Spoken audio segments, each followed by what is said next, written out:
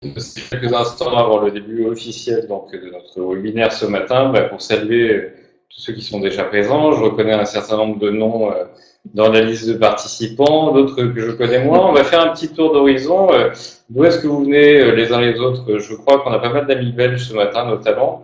Est-ce que vous pouvez juste nous indiquer premièrement, est-ce que vous nous entendez bien? Ça, c'est un premier test. Et le deuxième, où est-ce que vous êtes situé? Est-ce que vous êtes en France? Est-ce que vous êtes en Belgique? Est-ce que vous êtes éventuellement ailleurs? J'ai l'impression qu'on a l'Afrique du Sud avec nous. Oui. Grande fidèle. Grande fidèle des webinaires. Ah, salut Arnaud. Tu faisais partie effectivement des noms que je reconnaissais dans la liste. Paris, Lyon. On a la France, on a Lyon. C'est l'heure du Paris. voyage, effectivement. Bonjour Geoffrey. Peut-être moins chaud qu'ici. Bonjour Mathilde, bonjour Xavier, bonjour Hugo. Des Lyonnais, des Parisiens, des Belges. Marseille. Bonjour Baptiste. Toulouse. Ben, on a un beau tour d'horizon. Ouais, Bordeaux. L'Oise. Super. Je sais pas où c'est, mais je plaisante. Annecy, c'est chez toi. Annecy, voilà. Formidable. J'y suis né et j'y ai grandi. Bon, mais super. Pas d'Alsacien? Non, j'ai pas l'impression. J'ai peut-être fait rien en Alsace aujourd'hui. Ah, je pense qu'en Alsace, les gens font le vendredi et font le lundi. Il faut savoir qu'aujourd'hui, c'est un jour férié ici au Brésil. Comme lors de notre précédent webinaire, je ne sais pas si certains d'entre vous étaient déjà parmi nous à ce moment-là, on décide de faire les webinaires les jours fériés, non pas parce qu'on trouve ça sympa de venir travailler ces jours-là, mais surtout parce que ça nous permet d'être plus tranquille et totalement disponible pour pouvoir donc dispenser cette bonne parole que nous allons vous transmettre. Petite présentation? Petite présentation, on attend encore un petit peu, on n'est pas tout à fait à l'heure officielle. Vous êtes une cinquantaine d'inscrits ce matin, je vois qu'on est déjà en 24, on va encore attendre 2-3 minutes et puis on commencera réellement le webinaire.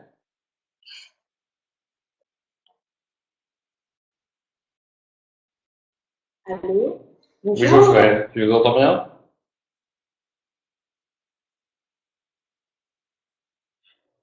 Très bien.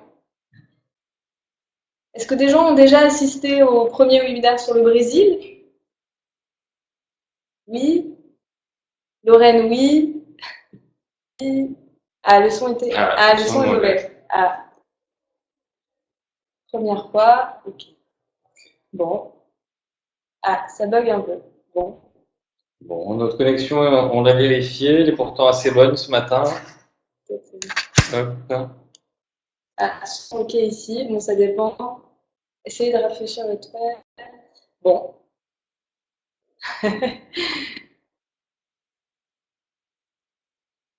Bon, ça dépend des gens.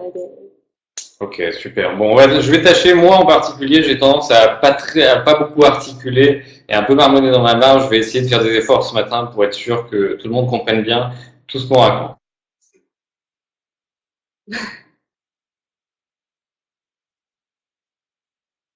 Ah, 59, allez, dans une minute, on a 27 participants connectés.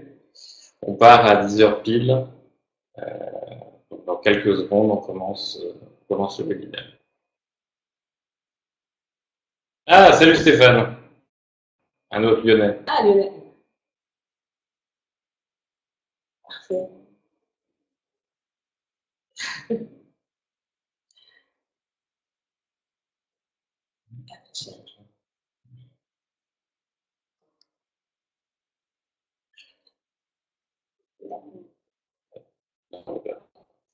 Ce qui est plus simple de faire ici. Oui, c'est tout.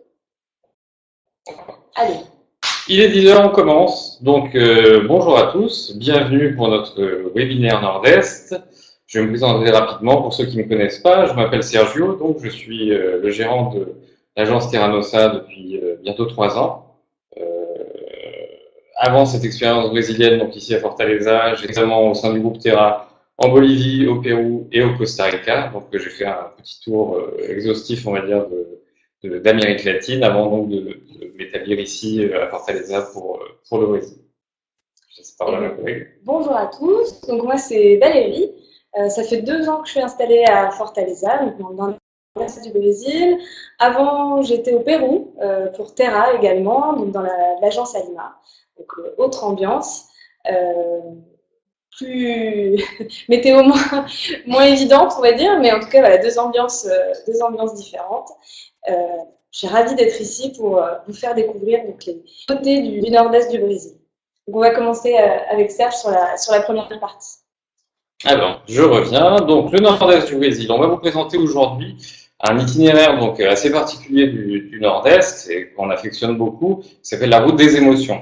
La route des émotions, qu'est-ce que c'est? C'est donc cet itinéraire entre les villes de Saint Luis et Fortaleza.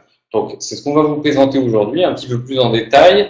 Comme l'indique Sarah sur le chat, vous pouvez poser des questions pendant toute la présentation. On les recensera et on tâchera d'y répondre en fin de présentation. Si toutefois, il y a des points qu'on n'aura pas abordés dans la présentation, vous allez voir, on rentre pas mal dans le détail de certaines questions pratiques, notamment, etc. Voilà. On reviendra en tous les cas sur toutes les questions qui auront été posées en fin de webinaire, si toutefois les réponses n'étaient pas dans la présentation.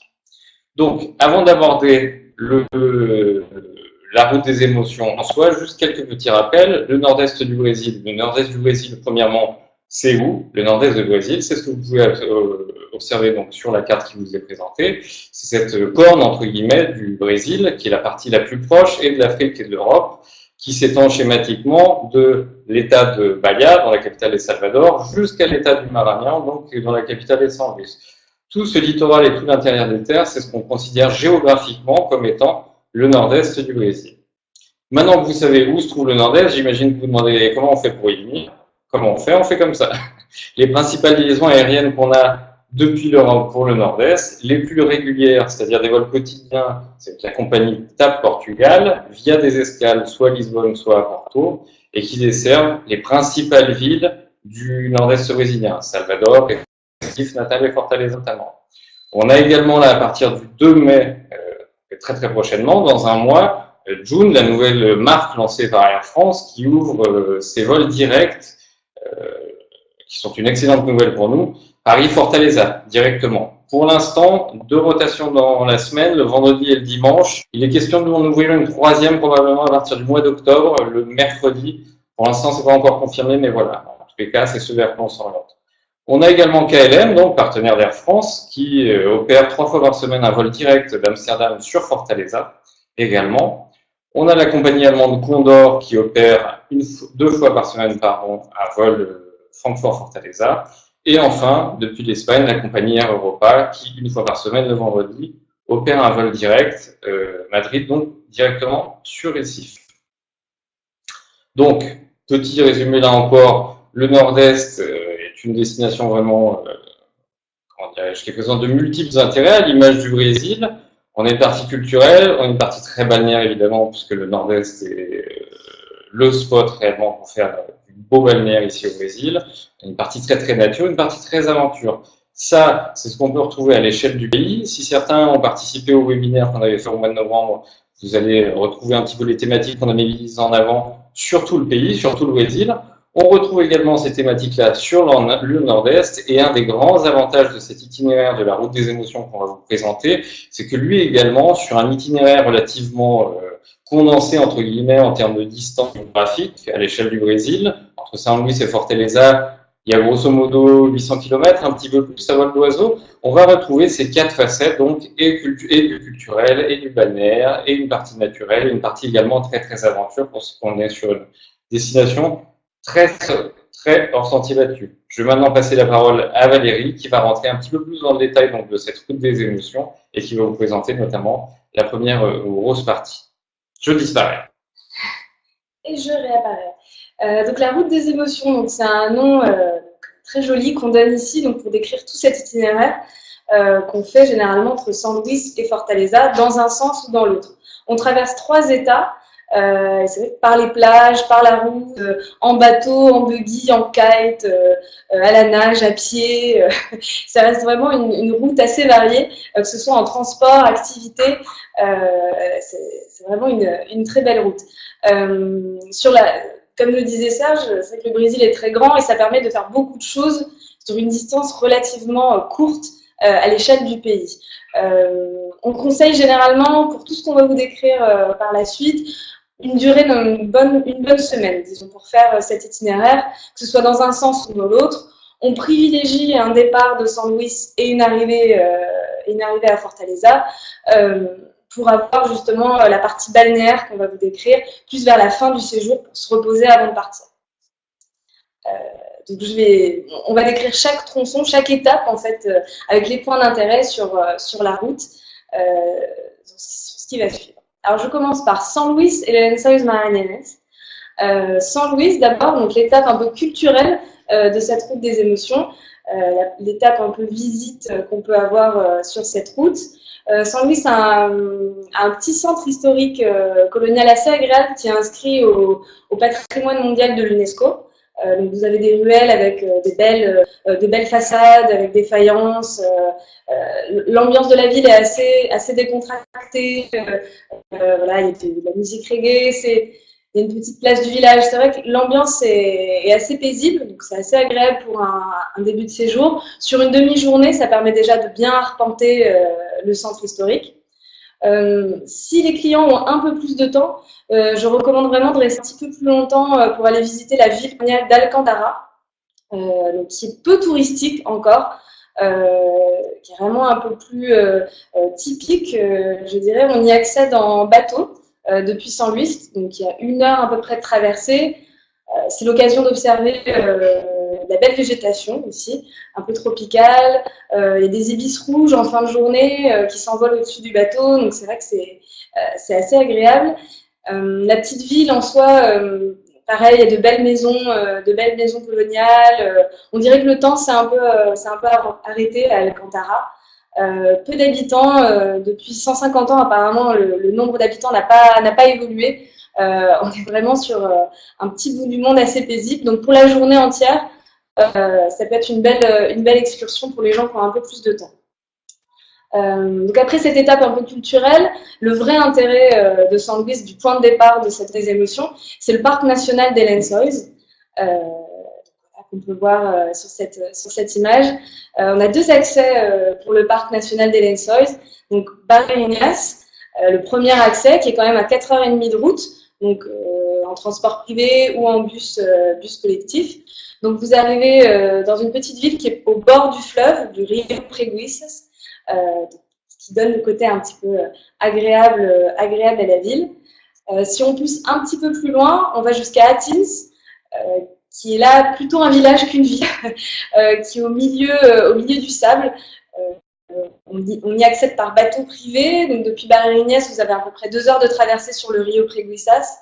C'est très joli. Vous arrivez sur un banc de sable. Il n'y a pas de port vraiment installé. C'est vraiment un petit bout du monde. On se demande parfois si on est bien arrivé.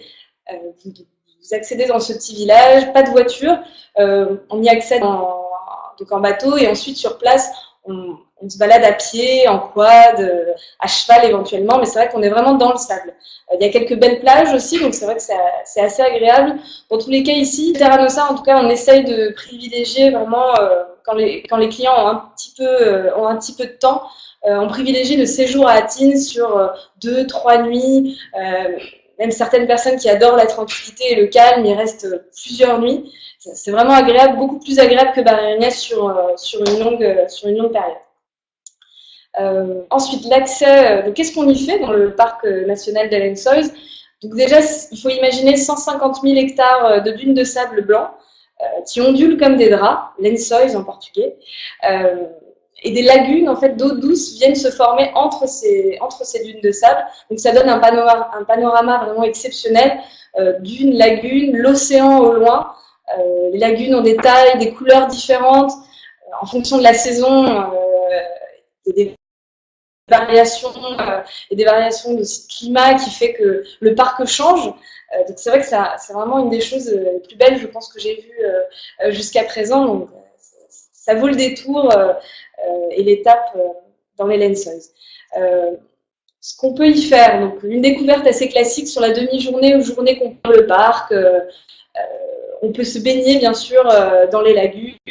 On marche un peu monter sur la journée, on découvre peu à peu les lagunes, que ce soit depuis Barreirinhas ou Atins, la visite est assez facile vraiment sur une journée, voire une demi-journée pour les gens vraiment les plus pressés. Pour prolonger un peu l'expérience, je recommande vraiment le trek, une traversée du parc des Lençóis sur l'eau. Donc là, on marche environ 5 heures par jour. C'est pas très difficile. C'est pas un trek qui nécessite une grande condition physique. On n'est pas sur des dénivelés, des difficultés ou l'altitude par rapport à ce que j'ai pu connaître, par exemple, au Pérou. On est vraiment sur un trek plus abordable et accessible à tous. Ça, c'est une bonne nouvelle. Je suis pas connue pour être la plus sportive de l'équipe et je l'ai fait. C'est un très beau souvenir. C'est peut-être ce que j'ai fait de plus beau jusqu'à présent dans le Nord-Est. Donc si je peux le faire, globalement beaucoup de gens peuvent le faire. On a des familles avec adolescents, on a des couples, on a des groupes d'amis. Enfin, c'est vraiment tout public. Donc on commence très tôt à marcher. À 3h ou 4h du matin, on commence à marcher. Donc sous un ciel étoilé, on découvre peu à peu les lagunes. C'est vraiment une ambiance assez magique. L'expérience se prolonge quand on arrive dans une oasis en début d'après-midi. Un peu de verdure, quelques bâtisses, et on dort en fait chez l'habitant. Donc il y a quelques bâtisses donc chez des locaux qui nous préparent à manger. On dort dans un hamac le soir. Alors ça peut surprendre les clients généralement, mais la nuit se passe très bien. On est assez fatigué d'avoir marché, donc on s'endort assez rapidement. Le hamac, on donne quelques astuces pour bien dormir. Généralement, tout se passe très bien. Et c'est vraiment une belle expérience, confort, belle expérience garantie pour les clients. Pour quelque chose de plus romantique, on peut partir en balade à cheval au coucher du soleil, donc dans les dunes. C'est une belle façon de découvrir le parc. Pour l'anecdote, on a eu une demande en mariage chez des clients. Au coucher du soleil, la cliente a dit oui, parce qu'ensuite ils faisaient toute la route des émotions, donc ça aurait été gênant qu'elle dise non. Donc pour des bienfaits logistiques, la cliente a dit oui. En tout cas, pensez-y pour vos éventuels clients amoureux. Plus inédit, faire du kitesurf dans les lagunes d'eau douce, quand vraiment le parc a des lagunes bien remplies en saison. C'est vrai que c'est possible pour les kitesurfers un peu plus expérimentés d'aller s'essayer donc sur les lagunes, dans les lagunes du parc. Pour les plus VIP, on a le survol en avionnette privée depuis Barreirinhas, justement pour se rendre compte de la grandeur, l'étendue du parc. Vraiment en avion, c'est vraiment une belle expérience.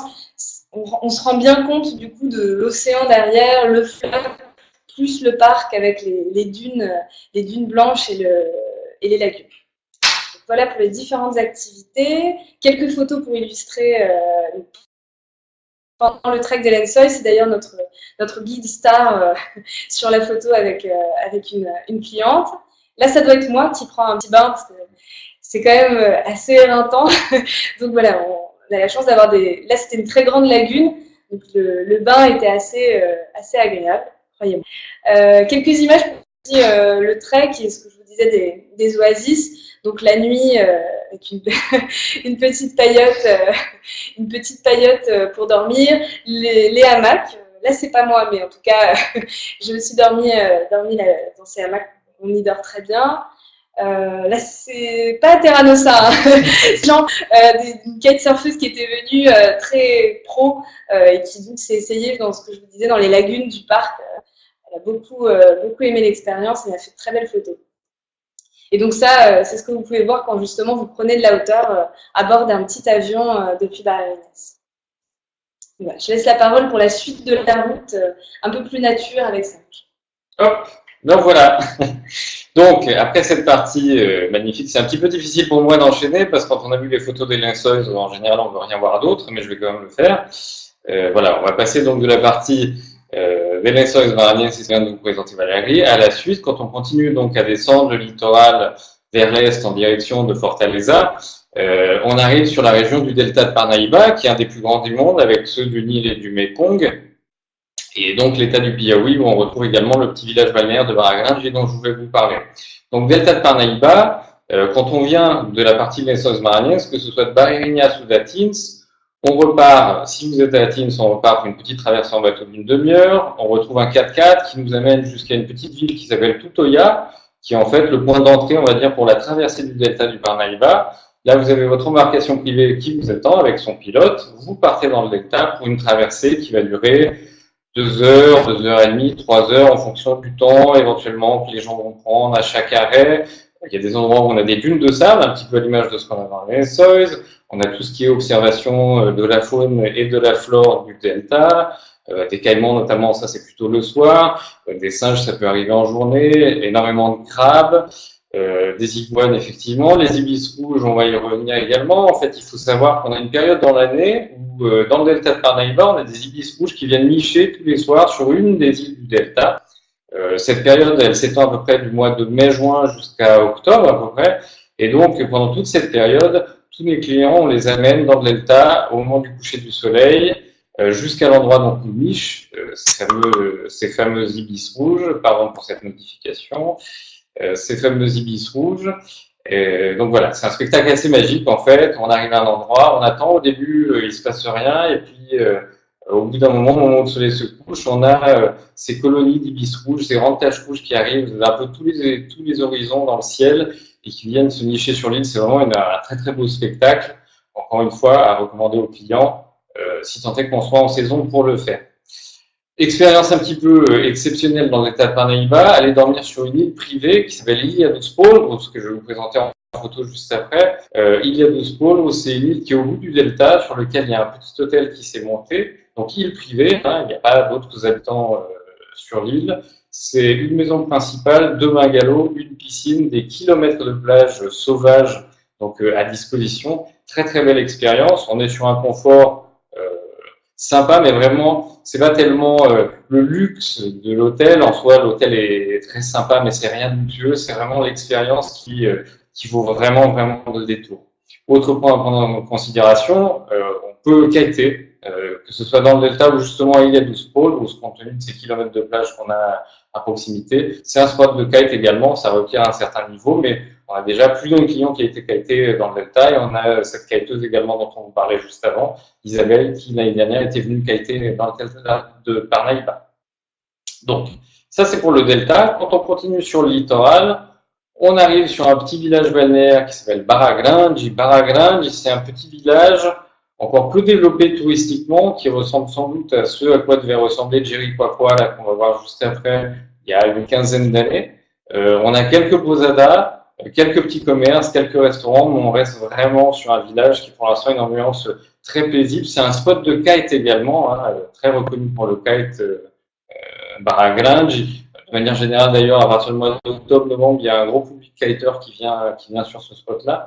Voilà, en tous les cas, ça peut être une belle étape sur cette route des émotions également, pour les gens qui ne dormiront pas à Parnaíba, de pousser éventuellement jusqu'à Barra Grande pour venir découvrir donc, ce petit village.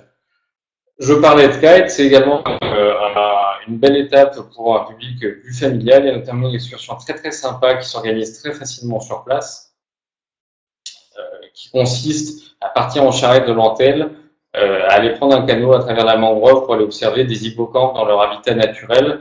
Voilà, c'est une belle expérience également. Donc, Barra Grande à retenir pour un public, bon change Jean-Francis, pour un public sportif pour le kite, mais également pour un public famille, pour des couples qui seraient en lune de miel. Il y a des petites posadas très sympas avec des petits bungalows sur pilotis en bord de mer. C'est vraiment un très très bel endroit où faire étape donc avant de poursuivre la route. Quelques petites photos de ce dont on vient de parler, les fameux ibis rouges donc, dont je vous parlais dans le delta de Parnaíba sur le rig. Comme je vous le disais, la bonne saison pour les ibis, c'est réellement à partir de mai-juin et ça va à peu près jusqu'à septembre-octobre, globalement. Le reste de l'année, on n'a pas d'ibis dans le delta. Ilha dos Polvos, donc cette île privée au bout du delta avec cette vue aérienne donc on a de ce petit hôtel dont je vous parlais, qui est vraiment un très très bel endroit. On n'est pas embêté par les voisins, très clairement. On a des kilomètres de plage pour soi. On peut aller faire de la rando si on en a envie. On peut partir faire un tour en quad puisque l'hôtel met à disposition également des quads. Vraiment un endroit très très chouette et très préservé, loin du circuit touristique habituel. Enfin, on en parlait juste avant, Barra Grande qui est également un paradis du kite. Voilà ce que vous pouvez observés sur la photo. Je vais laisser à nouveau donc la parole à Valérie qui va prendre la suite pour vous présenter ce qui suit sur le littoral, c'est-à-dire toute la partie de Jericoacoara. Alors, donc quand on suit cette route, donc par Naïba, comme l'a montré Serge, on arrive sur le spot un peu mythique qui commence à être connu de Jericoacoara. Alors déjà, le nom, très difficile à prononcer généralement, on le surnomme ici Jerry, ce qui facilite globalement pour notre clientèle francophone. Jericoacoara veut dire le lieu où dorment les crocos au soleil. Globalement, ça donne un peu l'ambiance qu'il peut y avoir à Jericoacoara. Il y a 20 ans, c'était encore un petit village de pêcheurs, des hippies, c'était très tranquille. Il n'y avait pas d'électricité encore il y a 20 ans et c'est vrai que le spot a pris en notoriété, notamment aidé par les kiteurs. C'est vrai que c'est devenu de plus en plus connu, mais le lieu a gardé son charme. Donc en termes d'accès, depuis Parnaíba, donc si on a fait le delta, Baragond, on arrive par la plage. On arrive par la plage à Jericoacoara. On s'arrête généralement sur le chemin sur une lagune, encore une lagune, avant d'arriver dans le petit village. Si on est depuis Fortaleza, donc si on prend la route dans l'autre sens et qu'on arrive à Fortaleza, il y a à peu près 4h30 de route. Également la fin se fait également par la plage, donc on arrive par le village plage. Pour les plus impatients, ou 4h30 de route, ça peut paraître un peu long. Il y a un nouvel aéroport à Jericoacoara, qui a ouvert fin d'année dernière. Il y a des vols directs donc depuis Recife ou São Paulo. Donc à l'intérieur d'un circuit, on peut envisager d'arriver directement en avion à Jericoacoara. Pour les plus VIP, encore une fois, les possibilités d'avionnettes privées ou hélicoptères depuis Fortaleza, donc pour raccourcir la route. Qu'est-ce qu'on y fait à Jericoacoara? Alors, de la détente aussi. Ça peut être une fin de séjour vraiment balnéaire. Quand on a fait toute cette route, qu'on a vu énormément de choses entre les lençols, la nature, une petite étape balnéaire avant de repartir. Donc, marcher pieds nus dans les ruelles du village. Donc, tout est ensablé en fait. Il n'y a pas de route. On se déplace à pied, en quad, en buggy. Voilà, donc ça peut... des petites ruelles avec des restaurants. On peut admirer le coucher de soleil, c'est une des activités un peu phares du village. On va sur la dune de sable la plus haute, en fait, qui donne sur l'océan et on admire le coucher de soleil. C'est vraiment un beau spectacle sur chaque journée. On peut également partir en buggy, donc pour aller à travers les dunes, donc aller dans les lagunes du parc, des hamacs suspendus dans les lagons. Donc c'est assez agréable pour la sieste après avoir mangé. Petite excursion qui peut se faire sur la demi-journée pour permettre un peu de parcourir un peu plus le parc au-delà des plages. On revient aussi sur le point kitesurf et toute activité nautique qui est assez facile à faire à Jericoacoara, donc kitesurf, surf, planche à voile, du bateau. Qu'on soit expérimenté ou pas, le kitesurf, voilà, on peut prévoir aussi, des familles prévoient cet été par exemple beaucoup d'initiations au kitesurf. Donc c'est vrai que comme Jericoacoara c'est en fin de séjour, on peut y rester 3-4 jours, ce qui est idéal pour faire une initiation au kitesurf.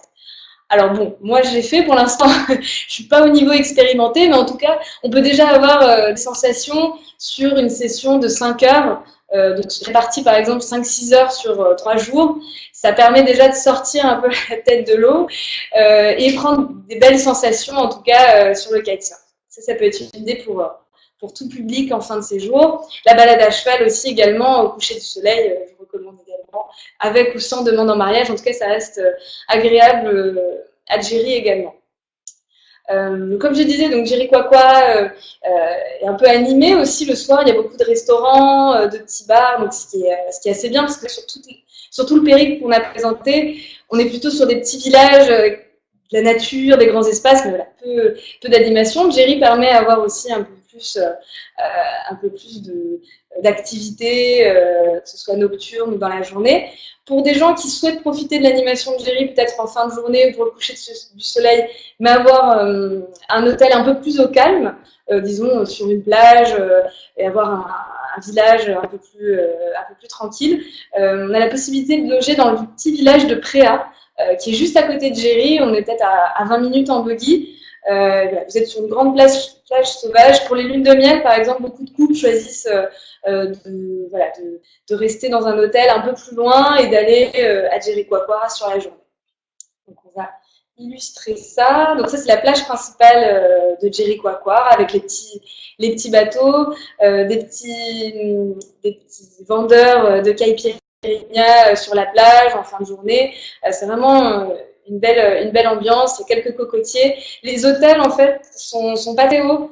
Donc en fait, quand on se baigne, on voit surtout les cocotiers, on voit pas des buildings. Tout est resté vraiment en posada avec quelques chambres et vraiment sur un niveau assez bas. Donc ça n'a pas dégradé ce qui est plutôt bien. Là, c'est la lagune du Paradis qui porte bien son nom aussi. Donc pareil, ce que je vous disais, on peut faire à la journée du buggy. Donc c'est pour notamment aller passer un peu de temps et découvrir cette lagune avec les hamacs suspendus dans l'eau, un bon restaurant à langoustes. C'est vraiment très, très sympa pour la journée.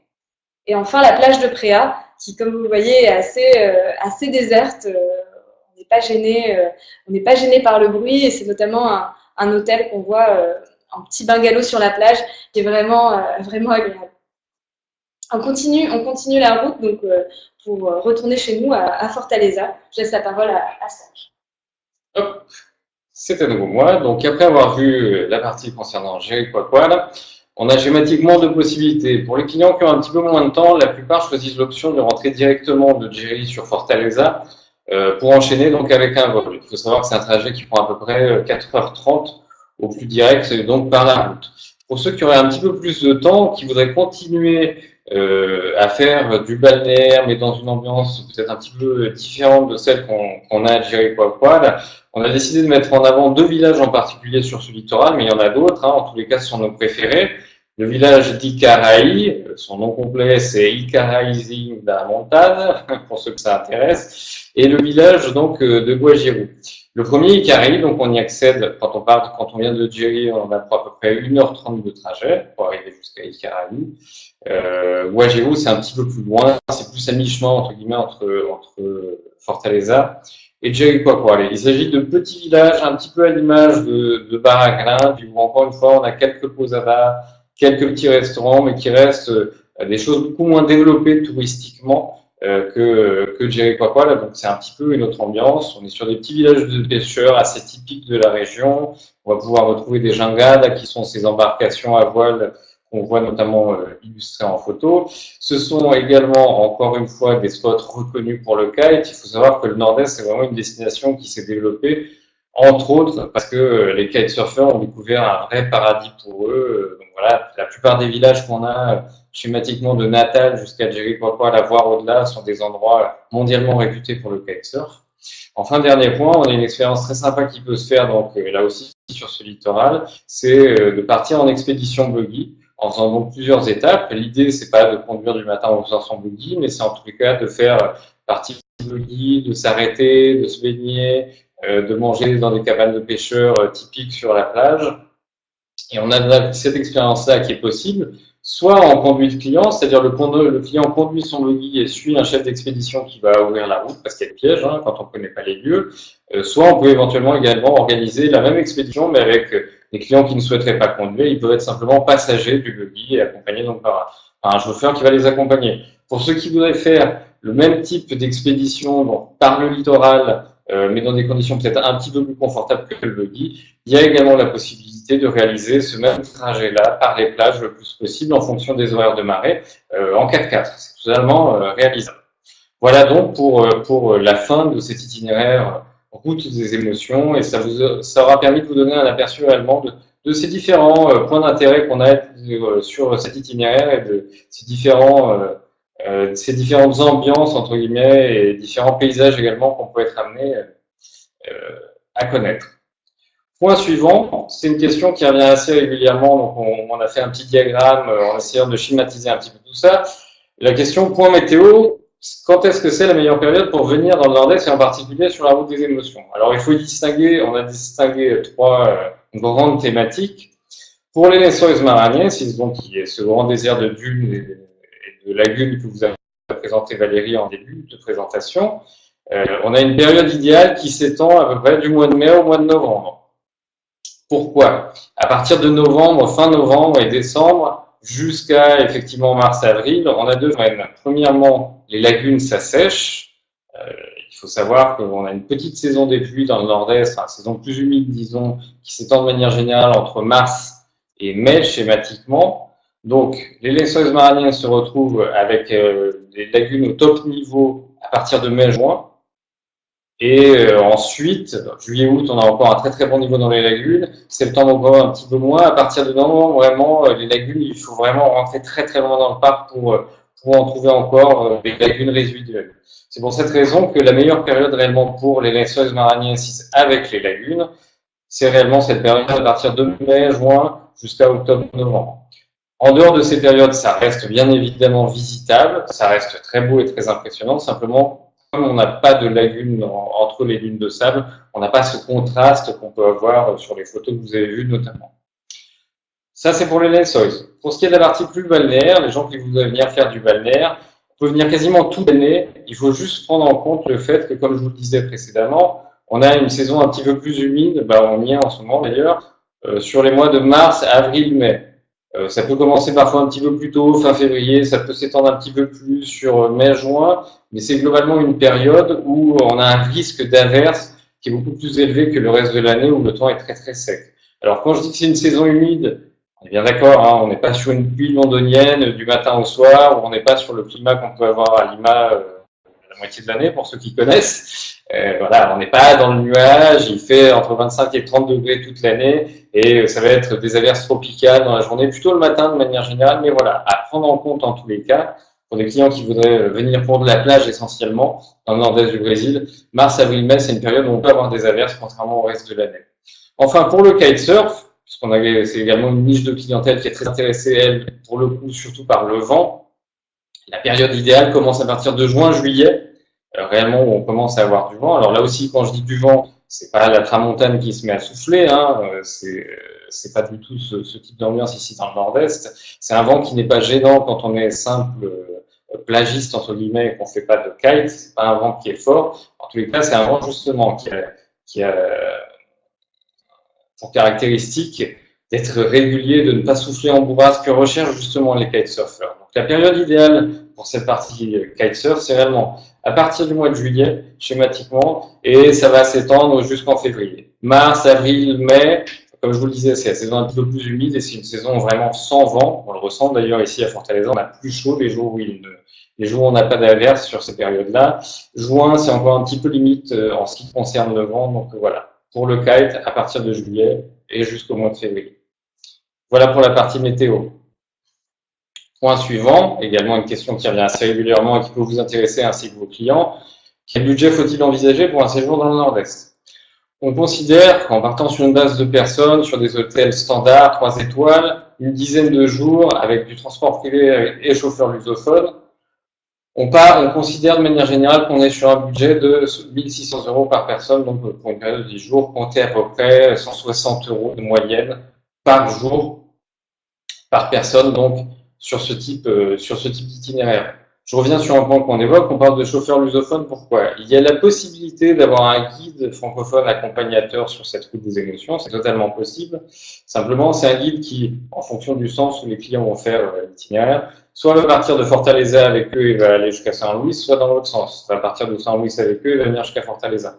Donc tout cela implique des coûts, le salaire du guide bien évidemment, mais également ses frais d'hébergement et ses frais de retour. Si c'est un guide qui est parti de Saint-Louis et qui vient jusqu'à Fortaleza, il faut évidemment qu'on ramène jusqu'à sa maison. Même chose dans l'autre sens. Donc tout ça pour vous dire que la présence d'un guide francophone est possible, elle a un coût certain, et comme on est quand même globalement sur un itinéraire qui est très orienté nature, paysage, la plus-value de la présence d'un guide francophone n'est pas absolument décisive. C'est pas comme quand on est sur un site comme le Machu Picchu par exemple, il y a énormément de choses à raconter. Là, on est quand même plutôt sur des paysages, de la plage, le delta, etc.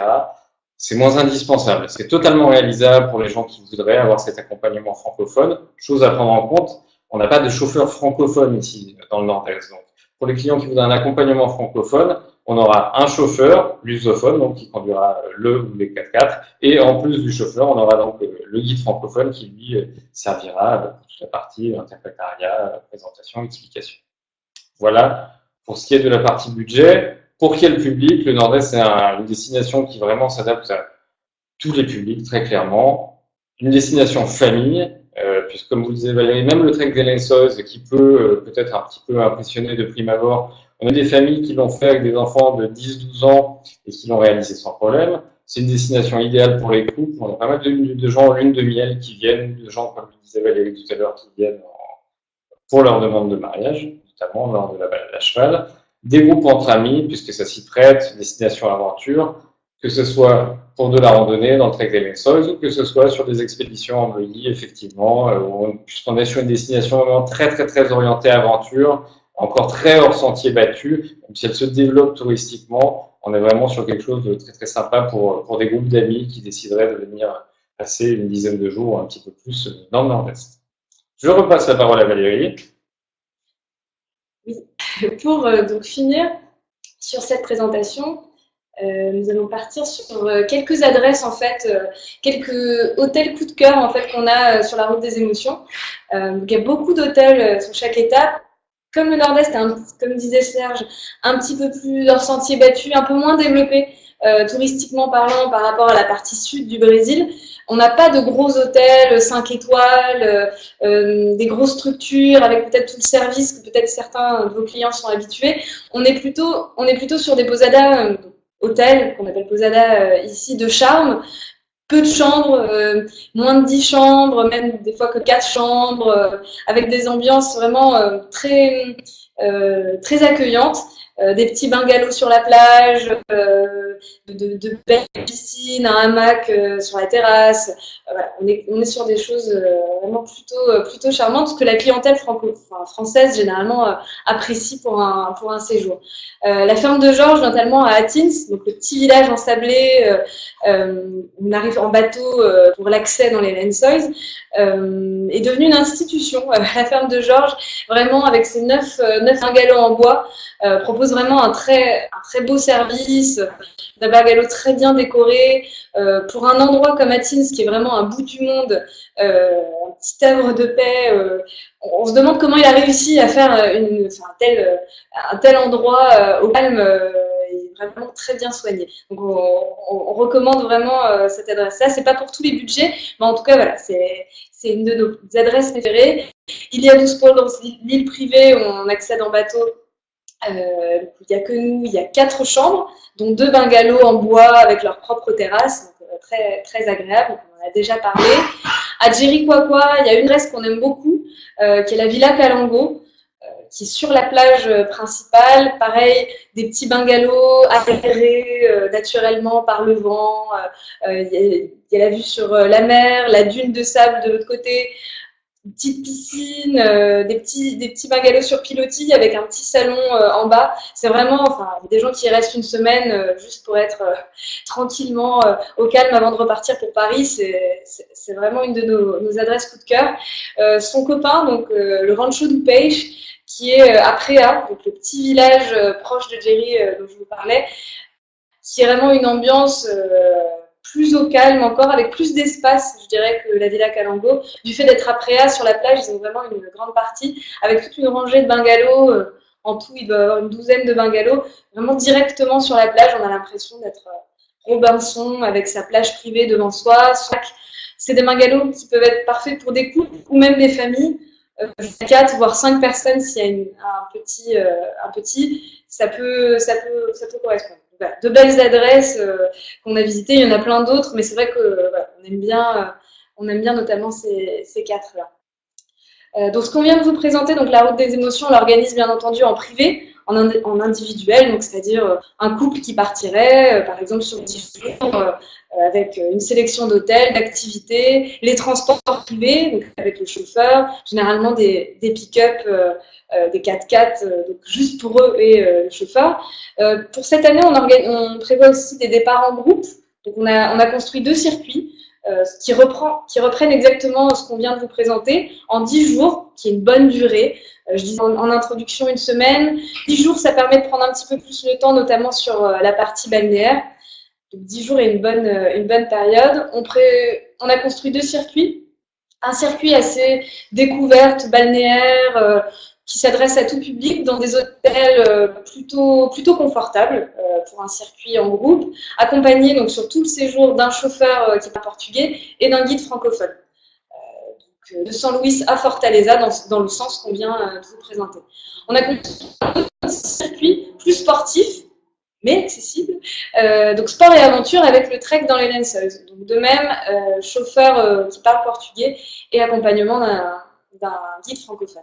Donc on a plusieurs dates, on vous donnera le lien bien sûr avec la présentation de ces circuits. Ça vous permettra aussi d'avoir plus de détails, un itinéraire complet qui pourrait du coup être proposé aussi en privé si vous avez des demandes hors des dates qu'on propose. Ces circuits sont aussi accessibles sur la plateforme Together. Vous retrouverez ces 2 circuits. C'est déjà la fin de cette présentation. On a noté quelques questions, mais voilà, pendant qu'on parlait, si vous avez d'autres questions, des choses qui n'étaient pas claires, si vous n'avez pas tout entendu, tout compris ce que Serge a pu dire, ou moi, parce qu'on parle peut-être un peu vite, n'hésitez pas. Tout est enregistré, vous aurez donc la présentation avec les détails, les photos, si besoin d'autres photos, d'autres détails par mail, on sera là et Together aussi. Pour les questions... Alors, quelques questions qui ont été posées. Il y a Stéphanie notamment qui avait 2 questions concernant les Lençóis en particulier.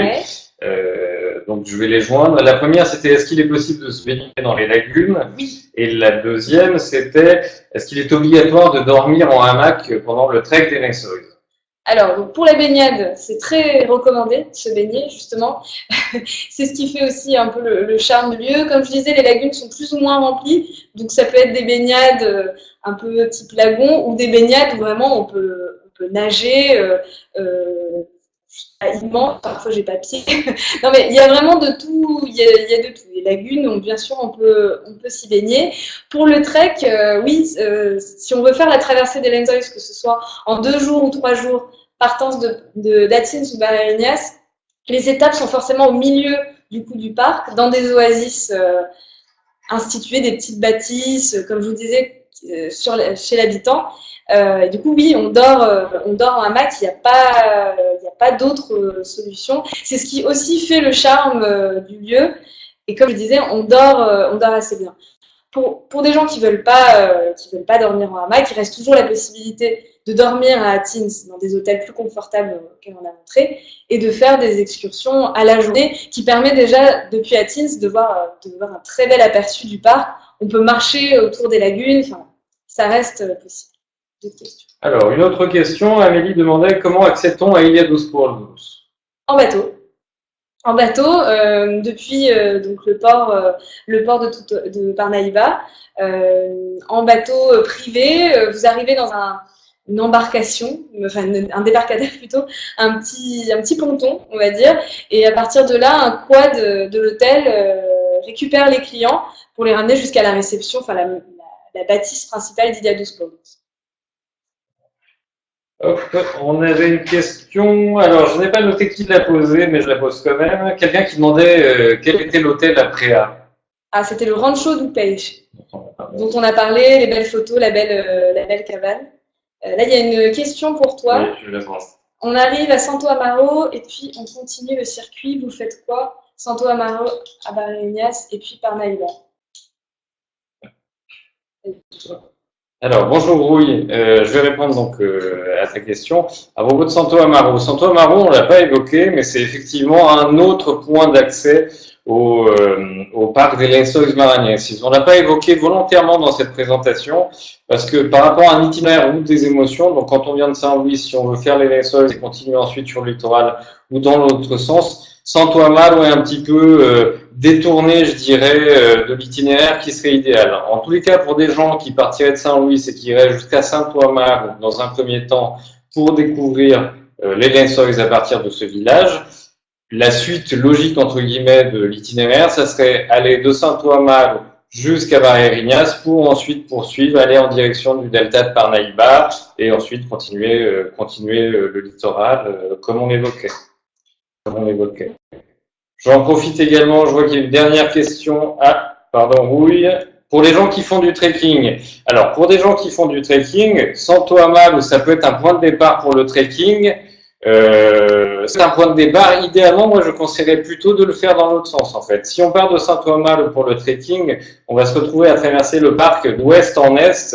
Donc, on va se retrouver contre le vent, la saison où il y en a, contre le soleil et un petit peu contre les dunes, entre guillemets. Il vaudrait mieux, idéalement, pour des gens qui voudraient aller à Santo Amaro, aller jusqu'à Atins, donc on a évoqué tout à l'heure, partir d'Atins et faire le trek dans ce sens-là, donc d'est en ouest, aller dormir la première nuit dans la première oasis, la deuxième dans la deuxième oasis, et la troisième, finir à Santo Amaro. Quitte, effectivement, après avoir fini le trek, à repartir vers Barreirinhas et continuer en direction du delta de Parnaíba. C'est totalement possible. C'est totalement possible. Il y avait une question également de Solène qui demandait s'il n'était pas dangereux de conduire le buggy. Alors, il faut savoir que c'est dangereux. Oui, si on laisse partir les clients à l'aventure tout seul avec leur buggy, c'est quelque chose qui peut être dangereux, mais qu'on ne fait pas. C'est justement la raison pour laquelle on organise des expéditions où le client va être encadré, il a un chef d'expédition qui ouvre la route devant lui, il est tenu de suivre exactement la trace du chef d'expédition. C'est le chef d'expédition qui imprime le tempo et qui va montrer par où il faut passer et par où il ne faut pas passer. Donc il n'y a pas de danger du tout particulier à conduire soi-même le buggy. Encore une fois, il y a des gens que ça intéresse, d'autres qui préfèrent se faire conduire. C'est vraiment au choix et à la carte. Voilà. Bien, bah écoutez, je pense qu'on a fait le tour. On a un petit peu débordé, on vous a retenu un petit peu plus longtemps que prévu. J'imagine que certains doivent être pressés de partir en week-end de Pâques. Donc voilà, on vous remercie grandement pour votre attention. Vous avez nos coordonnées donc à l'écran en cas de questions. Comme le disait Sarah de toutes les heures, cette présentation va vous être envoyée par email, aussi bien le replay que la présentation également, le diaporama. Donc voilà, il nous reste à vous souhaiter une bonne Pâques, un bon week-end, une très bonne fête de Pâques et puis à très très bientôt dans le Nord-Est. Merci à tous. Merci beaucoup, à bientôt. Bonne fête. Merci. Toc.